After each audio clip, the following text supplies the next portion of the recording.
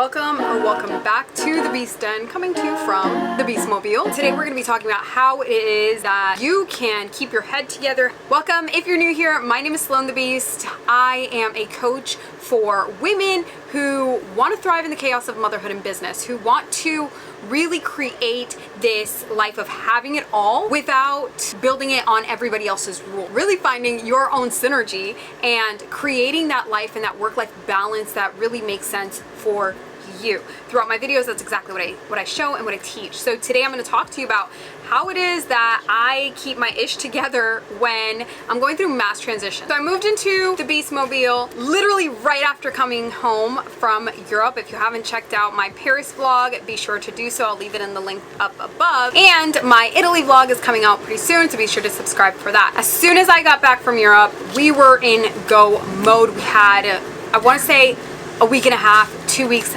max to move. And so I started painting, I started putting things in storage, we started just doing all of the things to get out. So give yourself space and grace. Like I teach in my Synergy and Motherhood and Business course, everything starts with mindset. And the first thing that I do is give myself space and grace to just say, this is what the season looks like. The next couple of weeks is going to be wild, meaning that things aren't going to work the way that they normally work. People are going to, they're going to fall through the cracks. Things are going to happen. That is not a reflection of who you are as a person, as an entrepreneur, as a mom. This is just a season, and that is okay. It's okay to make mistakes in this time. It's perfectly fine. This is what it may look like. So I kind of set that expectation really early on of things are gonna happen and we're just gonna roll with it and it's gonna be fine. And I do this. Approach situations from that space of, let's see, if this is happening to me, clearly there's something inside me that has made me equipped for this situation. So let's go. Let's do this. I'm the one. The next thing is to delegate. This has been huge, especially this year.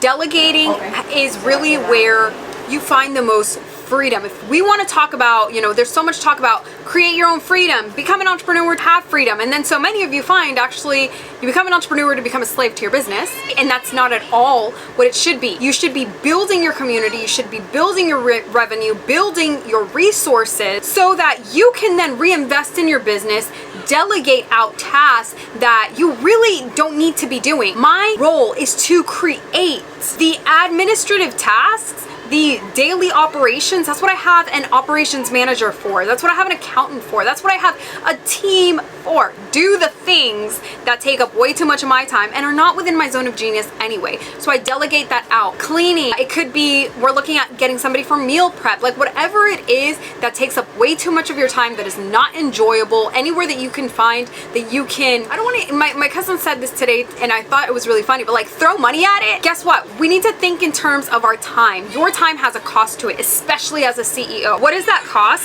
Think about how many hours put into that task. So if it takes you 4 hours to clean your house and your hourly rate is 60, right? So let's do that. We should already know that, but let's do that. 60 times 4. What do we have here?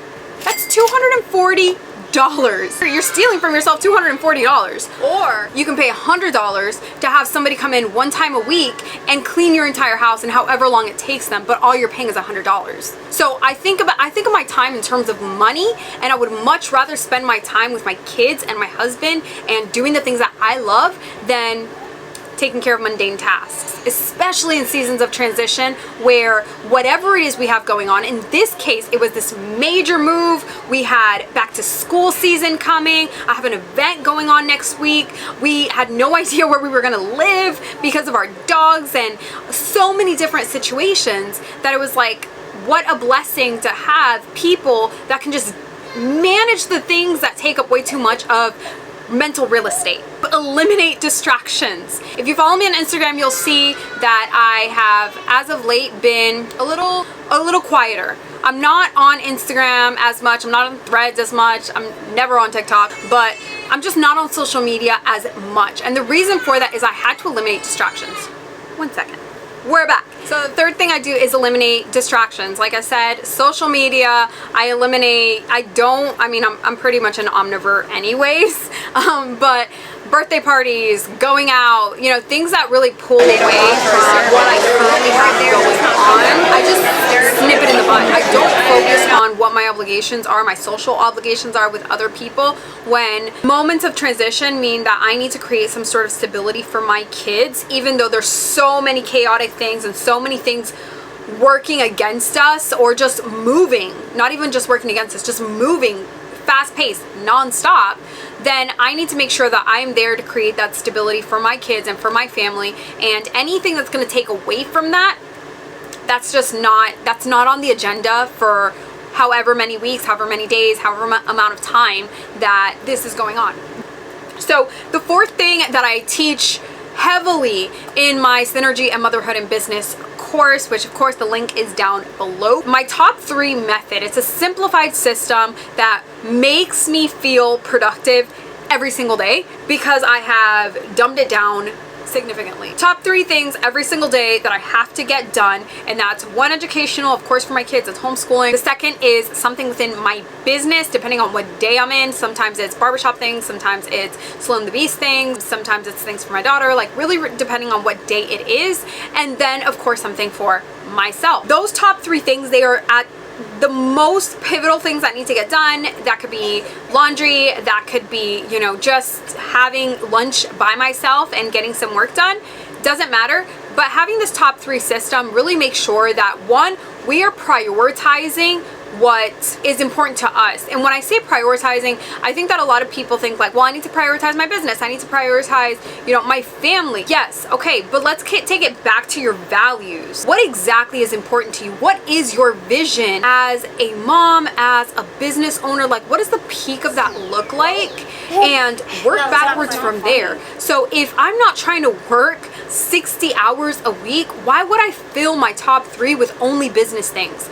If I'm striving for maximum work-life balance, then my top 3 is always going to have one of everything. So I use the top 3 method. Again, I teach that in my course, and it can be as easy as just putting it into the notes app on my iPhone. All right, the 5th thing is to regulate your emotions. Again, the last thing is to regulate your emotions. Why do I say that? 1, for your mental health. I find that when my emotions are all over the place and out of control, it's because I'm not vocalizing what's really going on inside. I'm not giving it a place to live. So you can journal, you can talk to someone, you can just sit with yourself and pray or meditate or whatever works for you, but you need to create a space to regulate your emotions and your expectations. When we have a lot going on as mothers, it's really easy for us to operate from this space of tension, of stress, of just, you know, we're bombarded with things, and there's so many high expectations of us that we hold within ourselves, and we think that our family holds on us, because I get it, there's a lot on our shoulders, right? I have found that when I better regulate my emotions and I operate from this space of like emotional intelligence when it comes to my kid, I'm not gonna get upset when he interrupts me in the middle of a video. Go wash your hands. Oh no, don't wash your hands there. Go wash your hands in your bathroom. Si no, dile a Mika que te ayude en la cocina. Thank you. Right? I'm not going to get upset when I'm trying to do payroll and they're coming in just to lay down with me, even though I may be stressed, I may be on a time crunch. They don't need to not know that, but they don't need to feel that. You want to show them I'm totally in control here. I was built for this. And that's the affirmation that I really want you to take away from this, is in times of chaos, the way that you thrive, this is the secret sauce right here, is you remember, I was built for this. I was built for the messiness. I was built for the rawness. I was built to crawl out of the mud in hands and knees out of hell. Like, I was built for this. Because you know what you've gone through. And I know what I've gone through. And if I could go through that, this right here is going to be cake. So I hope that this is encouraging to you. I would love to work with you. Check out my course in the link down below. If you have any questions, feel free to send me an email, hang out with me on Instagram, and stick around for my next video that goes a little deeper into how do you create the mindset of an it mom so that you can enjoy all of the stages of building your business, raising your babies, and the evolution of yourself. I'll see you in that next video. Sweet nightmares y buenas noches, Beast Fam.